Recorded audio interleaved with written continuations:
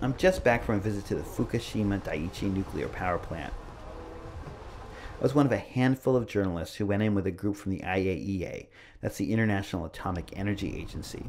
And this was actually only the third time that international journalists have been allowed to visit the plant since the disaster, so it was a big deal.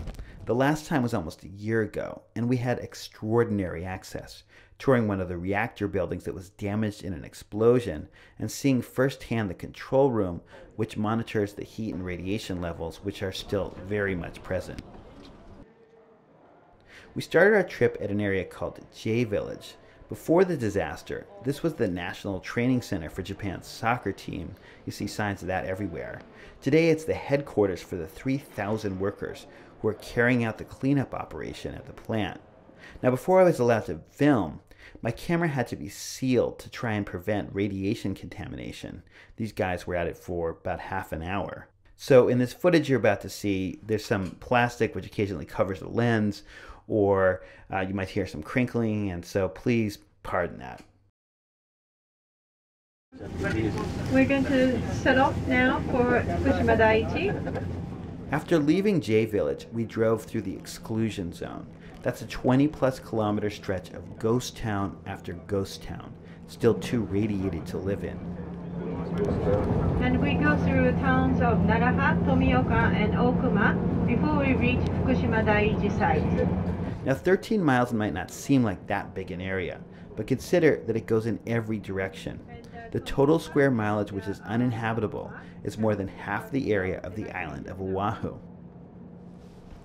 We reached the plant and headed for a building which is reinforced by lead. It's the nerve center there.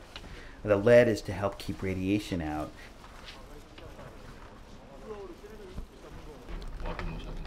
And please accept our apologies for causing concerns and worries across the world because of the accident we had in this plant site. And we got a briefing from Tokyo Electric Company officials, or TEPCO. And in addition to this, we inspect the soundness and the robustness of the building. It was hard not to feel like a character out of a scary science fiction movie as we prepared to head out and suited up. I got sealed by tape just like my camera had earlier. And we have the temporary water break, which is this large double in the net.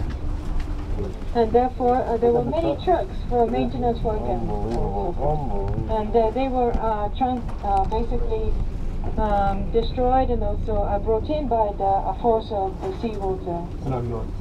On the left, here's the building that's been directly damaged by tsunami. Seeing the destruction the tsunami wrought was definitely chilling.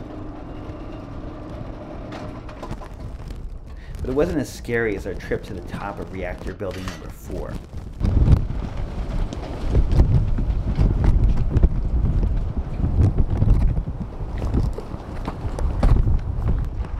Unit 4 was badly damaged by a fire and explosion back in March of 2011.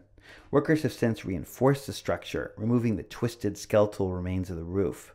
But inside this debris-filled building are 1,500 spent nuclear fuel rods covered by this radioactive water. The plan is to remove them over the next 3 years. But if those fuel rods were somehow to overheat, to catch fire, that's what worries experts. The resulting disaster could be much worse than the original Fukushima catastrophe.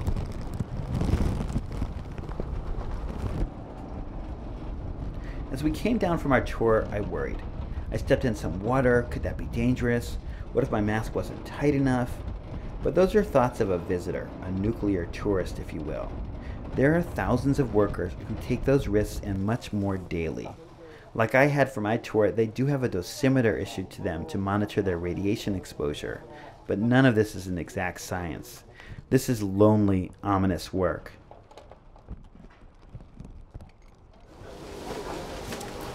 As I prepare to leave, I watch the workers who will be back tomorrow.